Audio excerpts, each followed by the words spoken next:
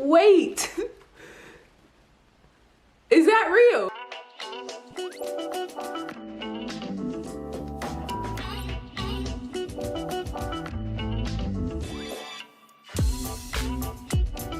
What's up, YouTube fam? It's your favorite girl, Jay Baes, coming back to you with yet another reaction video. Today, if you have not read the mother freaking title, I'm gonna be reacting to Mr. Joey Diaz. This video is called, I forgot, so I'm looking at my phone. Lying to my mom at home on acid. This is not happening. I'm doing my break your finger so hard that it's hurting.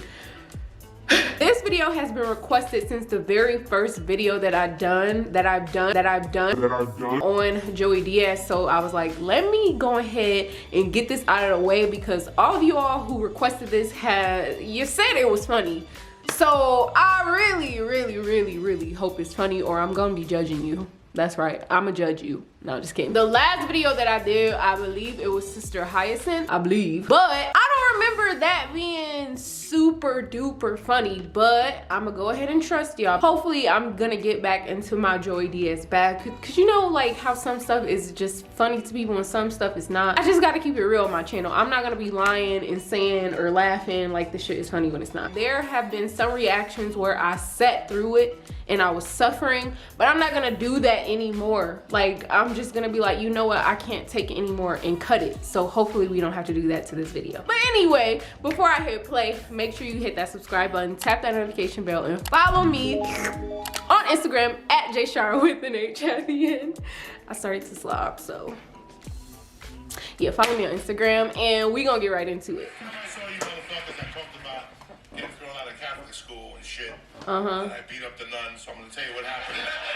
I'm gonna tell you what happened after that shit, right? So I got thrown out of Catholic school after the 5th grade year, so now I'm in the 6th grade, and I gotta go back to this town called North Bergen, where I'm from in Jersey, and I gotta go to a school named McKinley, and my mom was single now, my stepdad and her had broken up, so I lived the whole summer. My mom goes, listen, here's the fucking new rules at the house. I'm not fucking with you this year. I don't have time in the morning to wake up and make you breakfast. I don't have time to wash your fucking clothes. I'm running a business. I got 2 businesses, so you're on your own. The first time you fuck up, I'm putting you in military school in Miami with your cousins. You gotta salute people and run with a rifle and shit. And I'm like, fuck it, I promise you I won't fuck up. So the whole 6th grade year, I was by the book. I fucking did my own laundry. I made my own breakfast. And I would go to work in her bar in the afternoon. I would go to karate. I got A's. But then something fucked up happened in the 7th grade. I fell in love. I fell in love with the skinny chick, flat-chested, the whole fucking thing. There was no sex involved. We were just dry humping like motherfuckers. We would go home every day and dry hump to death, like 2 album sides. Like that was the minimum. Like 2 album sides. I would fuck up a zipper every day. Dry hump my way, either her past her zipper or my zipper. There was no tits, there was no fingering, there was nothing. It was just straight on fucking dry humping. I fell in love. I got fucking consumed by dry humping. I stopped going to karate. I stopped going to fucking basketball. I stopped doing homework. And then she told me in February that if it all works out, at the end of the summer, we're going to have sex. Who the fuck could focus? When you're going to have sex in the summer of your 7th grade, I was going to have fucking sex. I was fired up. And then in June, she goes, you know what? I changed my mind. Damn. My virginity to the 8th grade. I'm like, fuck. So I by that time I was getting D's. Like I had to go down to fucking school. Hey, she's playing with him. Dry humping it overpowered me. So I had to go to summer school, and I couldn't even focus in summer school. I would go to one class and go to a house, and we dry hump again. And I failed out of fucking summer school, and we had to break up. So here I was, fucking heartbroken, and I got left back. Damn. So I got left back for being a dumb fuck. She dumped me, and now I got dick in the 7th grade. So I couldn't tell my mom, guys, that I got left back. Like I had this trust thing going on with my mom that I didn't break her balls and she didn't break mine. I was by the book, so if I told I got left back, all that shit would change, and she would be monitoring me and shit. So I never told her I got left back. And 3 months became 6 months, and 6 months became 9 months. I would forge every fucking report card. I had this girl that was tremendous with forging and she'd get me B pluses and A's, and she changed the 7 to an 8, and I just kept doing it. And the first year went by. Then the 8th grade, she's like, "When are you gonna graduate?" And I'm like, "This year." But fucking it snowed a ton that year. It was the year of snow, so we didn't have to graduate till January 30th. But I had already signed up for a basketball camp. So I'm like, "There's no graduation. I'm going to a basketball camp and shit." So that was the end of that. So she didn't know. Freshman year, she had no fucking idea. Every letter that came home, I intercepted. Guys, I feel really bad about this. I feel fucking terrible about even saying this fucking story. I never fucking told her. Damn. Okay, and I knew You were slick. she was not gonna find out. Like, I just had this fucking feeling inside of me that she was not gonna find out. So I went on with my life. I went to high school. My mom had a bad habit. My mom owned a bar. Talk about absent parent. The bar closed in Jersey, and she would come home and she would bring me home like a BLT from the 4-star diner, or chicken chow mein from the New Moon Chinese restaurant or something, or a Cuban sandwich from Hernandez. And she had a bad habit. She'd wake me up at 3:30, 3:20 every fucking night. Jose Antonio, Jose Antonio. That's my slave name. Jose Antonio. You guys call me Joey. She called me Jose Antonio. That's my real name. And I would come down and she'd feed me, or she'd come up to my room, wake me up at 3:20, 3:30. Oh, hell no. Tell me about the day, and then she'd have her nightcap.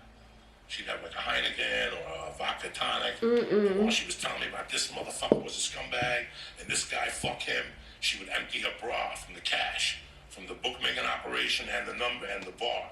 And she would put the 50s with the 50s, the 20s, and she'd be telling me all this shit. And then at the end of the conversation, she'd go in her bra again, and she'd take out a little aluminum foil, and she'd do the last blast of coke of the day, and it was usually a little rock. And Cubans don't do it like you guys. "Oh my God, I have this nail." Fuck no. They just take that rock and put it in their fucking nose and just leave their finger in there till the coke rock melts and shit. And she would talk to me with a finger in her nose. What the? And shit. And then she'd tell me, "I love you. You're gonna grow up to be somebody." And I'd fucking go, "Whatever, go to sleep." And so now it's sophomore year. She still doesn't know I got let back. Right? So it's November. It's the second week of November, and it's New Jersey has like a school week where the teachers get together, so you only have school Monday and Wednesday. Big party week, bitches. Big party week. So Monday we're gonna get like light acid, maybe snort a couple lines of angel dust, and rob a case of beer, and then not go to school Tuesday. But Wednesday was the big night. Me and 4 other guys were gonna rip up 100 sheets of acid and listen to Led Zeppelin 2 and fucking see the devil. And so, we robbed the beer truck. We were snorting fucking crystal THC. We were going fucking deep into the murky waters, right? So Monday I got a little fucked up, and Tuesday I play with my buddies. Then Wednesday I go back to school, but Wednesday night we're on fire. We got to meet by Nick's Pizza, this little Greek guy that said he was Italian. He would make pizzas and shit. Nick was all right. You know, Nick was all right. He would always buy hot rings from us and shit, and I'd steal them back. He was a good dude, Nick. And he'd look at me and go, "Speak, I've seen this lady before." And he would look at it and shit, because I would rob the ring from him when I went to the bathroom. Anyway, that's a different fucking story. So we had to meet by Nick's Pizzeria, and we went up there, and we had 100 hits of acid. But before I left that night, my mom called. 100? And she goes, "Hey man, I'm not feeling good, so I'll be home early." I'm like, yes. So then when she gets home that night, she didn't have the bar anymore, but she would still go to Roosevelt Track, and that ends at 12, so she would get home by 1. But this night she called me, she goes, "I'm not going to Roosevelt tonight. I'm just gonna go straight home because I'm not feeling well." I'm like, perfect. I get home by 2, I'm fucked up. Nobody wakes me up, nobody breaks my balls in the middle of the night. I can trip freely, because when you're tripping and your mom wakes up, that fucks up the whole trip right there. Like if you're tripping on acid and she asks you a question, you just fuck up. So I left, I went out, I go, perfect, she's gonna be out fucking early. Did she know? All night. We did the acid, we had the fucking beer, then the cops came to our party behind the high school and they ruined everything. So we started running and then on the acid was hitting me and I'm fucked up. And I hooked up with this girl, she's like, "Run this way." And we hid behind this little mosquito hut, like where you go when the mosquitoes are out in the summer. And she's like, "You want to make out?" We started making out. And I sucked her tits a little bit. She had really big tits. So the acid fucked me up. Her tits were even bigger on the acid. So I don't want to suck your tits no more. I just ran out of there. I just ran out of there. She's like, "Where you going?" Holding on to her tit. "Where you going?" I just ran the fuck out of there. And I ended up like fucking by the high school, and I didn't know what time it was. I was fucked up, and let me just go home.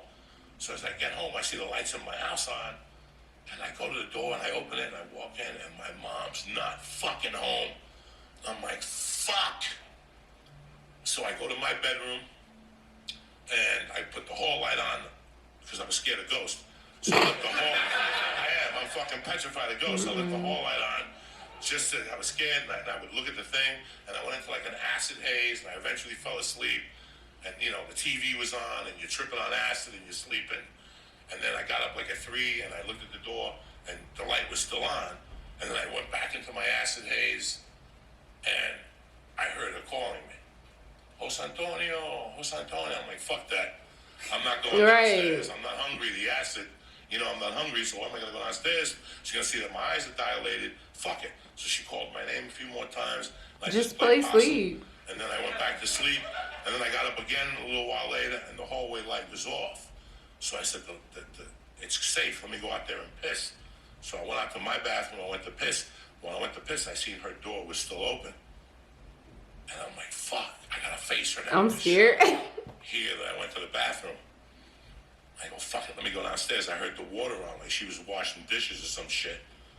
And I walked down the stairs real slowly. And when I went around the kitchen, I looked into the kitchen. I didn't see her by the dishes, but when I looked down, she was on the floor dead. Her arm was purple.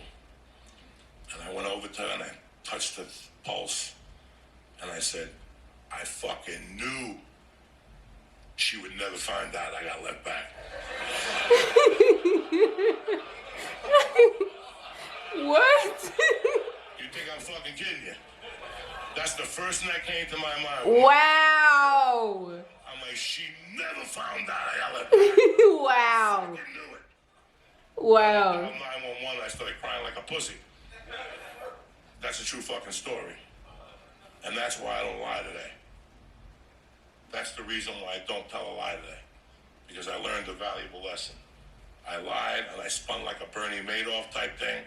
Like for 4 years, it was like a fucking wizard of lies. And it was my mother. And when I found her dead, she never found out I got left back. But that's the reason why I don't lie. That's my fucking story. Thank you.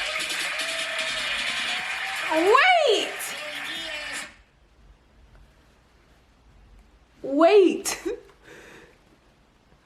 Is that real? Like, what just happened? I'm really, I can't even laugh anymore. Like, is that a true story? Is this just, I am uncomfortable. What just happened?